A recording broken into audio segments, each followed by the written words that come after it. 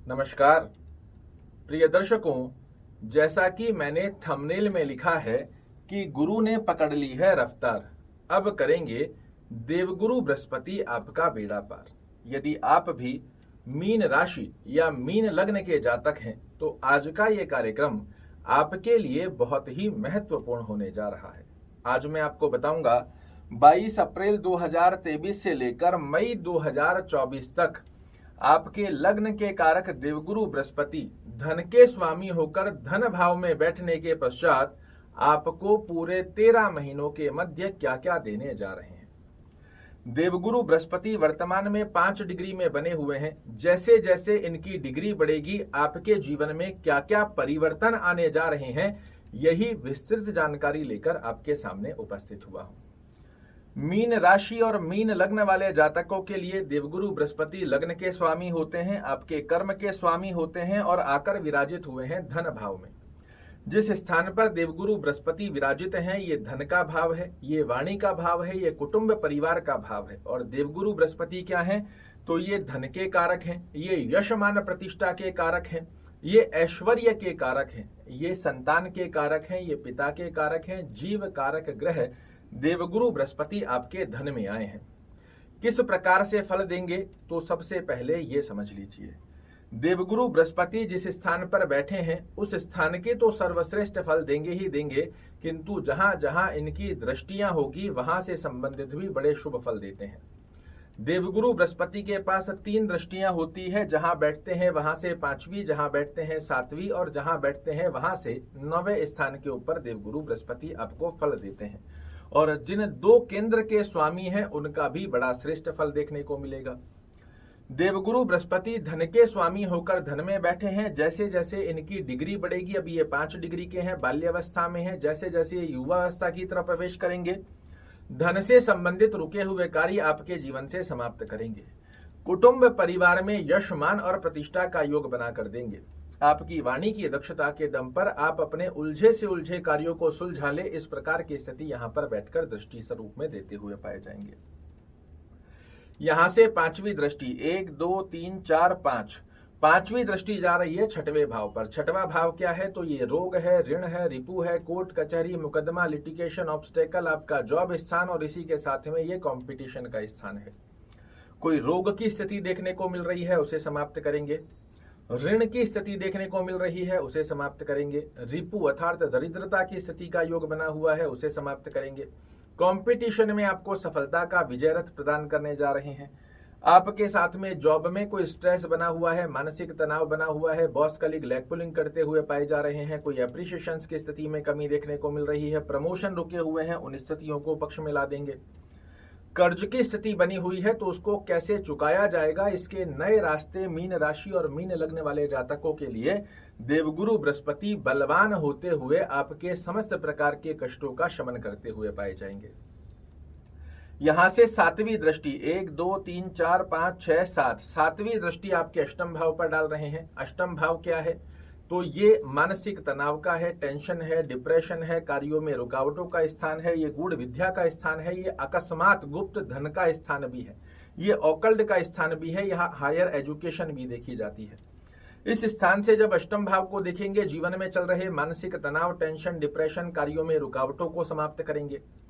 आप किसी विशेष higher education को प्राप्त करना चाह रहे हैं उसमें आपको सफलता का योग बना देंगे। किसी प्रकार का अकस्मात धन लाभ आपके लिए क्रिएट कर दे देते हैं। आप ऑकल्ट की तरफ बढ़ना चाह रहे हैं उसमें आपको श्रेष्ठ सफलता का योग बना देते हैं। अद्भुत रूप से यहाँ से देवगुरु बृहस्पति की दृष्टि आपको अष्टम भाव के भी लाभ देगी जैसे जैसे इनकी डिग्री बढ़ेगी। और 9वीं दृष्टि से देख रहे हैं ये अपने ही घर को, आपके कर्म भाव को। सबसे सुंदर फल जो देवगुरु बृहस्पति का रहेगा वो इनकी 9वीं दृष्टि रहेगी, क्योंकि जब ग्रह अपने घर को देखता है सबसे श्रेष्ठ कारक फल वहीं के देता है। देवगुरु बृहस्पति अगर आप मीन राशि या मीन लग्न के जातक हैं, व्यवसाय कर रहे हैं, व्यवसाय में श्रेष्ठ उन्नति प्रदान करते हैं, व्यवसाय के माध्यम से धन की स्थिति को पुष्ट बनाते हैं। अगर जॉब कर रहे हैं जॉब की स्थिति बहुत अच्छी बना कर देंगे। वर्तमान समय में आपके पास जॉब नहीं है, जॉब की स्थितियों से संबंधित आप जूझ रहे हैं उनको समाप्त कर देंगे। प्रमोशन ड्यू चल रहा है उसे आपके पक्ष में लाकर दे देंगे। आप कोई ट्रांसफर चाह रहे हैं, उन स्थितियों को मजबूत कर देंगे। किंतु अब समझने की बात वो है जो आपको कोई नहीं बताता। मीन राशि और मीन लग्न वाले जातकों के लिए देवगुरु बृहस्पति सबसे शुभ फल देने वाले आपकी कुंडली के ब्रह्म कारक ग्रह होते हैं। किंतु यदि इन्होंने अपनी प्लेसमेंट गड़बड़ कर ली तो ये जो स्थितियां मैं बता रहा हूं वो आपको देखने को नहीं मिलती, जो कि आपको कोई नहीं बताता। सिर्फ इतना बताता है देवगुरु बृहस्पति आपको ये देंगे वो देंगे, और जब आपके जीवन में नहीं देखने को मिलता तो आपके मन में एक ही प्रश्न आता है कि ज्योतिष गलत है। इसी सत्यता को से अवगत आपको कराने आया हूं, और यदि मेरे कार्यक्रम आगामी समय में भी जो आएंगे इन्हें यदि आपने समझना प्रारंभ किया, आप स्वयं अपनी कुंडली का निर्णय बना लेंगे कि कौन सा ग्रह आपको शुभ फल देने वाला है और कौन सा नहीं। यदि आपकी कुंडली में देवगुरु बृहस्पति लग्न से छठवां घर 1 2 3 4 5 6 लग्न से छठवें घर में बैठे हैं, लग्न से 8वें घर में बैठे हैं, या लग्न से 12वें घर में बैठे हैं, तो यहाँ पर देवगुरु बृहस्पति खुद ही अशुद्ध स्थिति में आ जाते हैं, खुद ही को स्थान दोष लग जाता है। तो ये आपको कैसे शुभ फल दे सकते हैं। साथ ही जहां आपकी कुंडली में नंबर 10 लिखा हुआ है, इस स्थान पर देवगुरु बृहस्पति नीच के हो जाते हैं। तो लग्न से छठवां, 8वां, 12वां घर और 11वें घर में यदि देवगुरु बृहस्पति विराजित हैं तो ये आपको शुभ फल नहीं दे पाएंगे। इस 4 स्थानों को छोड़कर जहां कहीं देवगुरु बृहस्पति बैठे हों, निश्चित रूप से आपके लिए श्रेष्ठ कारक फल देते हैं। अब समझिएगा, घबराइएगा मत।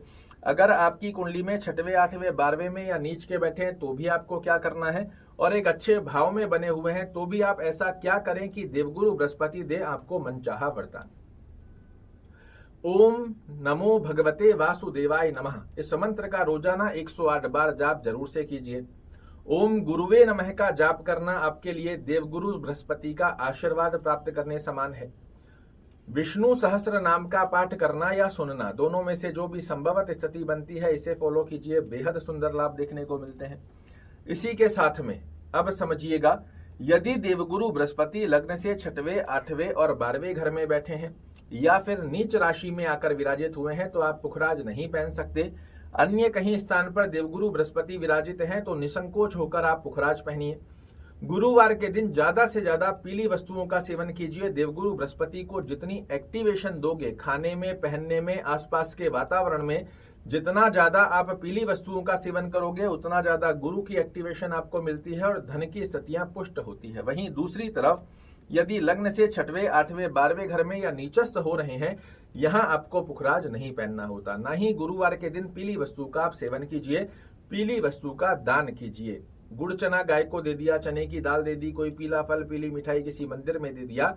इस प्रकार से गुरु का जाप करना, गुरु का दान करना, उनसे आशीर्वाद की कामना का ध्यान करना कि हे देवगुरु बृहस्पति, आप मेरे लग्न के और कर्म के स्वामी होकर 6वें, 8वें, 12वें या नीचस्थ हो रहे हैं, यहाँ से संबंधित नकारात्मक दृष्टिकोण मुझे जीवन में प्राप्त ना हो, ऐसा मुझे आशीर्वाद दीजिए। और अच्छे भाव में बने हुए हैं तो जो देवगुरु बृहस्पति से आशीर्वाद की कामना करेंगे कि देवगुरु बृहस्पति का पूर्ण रूप से हमें आशीर्वाद प्राप्त हो, जो देवगुरु का ज्ञान है, धन है, यश मान प्रतिष्ठा है, ये आपके आशीर्वाद से हमें निसंकोच मिले। आप देखिएगा, अद्भुत रूप से देखने को मिलेंगे आपको देवगुरु बृहस्पति के लाभ। जैसे जैसे इनकी डिग्रियां बढ़ेगी वैसे वैसे आपके लिए श्रेष्ठ कारक स्थिति के योग बनकर आते हैं। आशा करता हूं मेरे द्वारा दी गई ये जानकारी आपको पसंद आएगी। कल फिर से एक नई जानकारी लेकर आपके सामने उपस्थित होऊंगा। तब तक के लिए नमस्कार।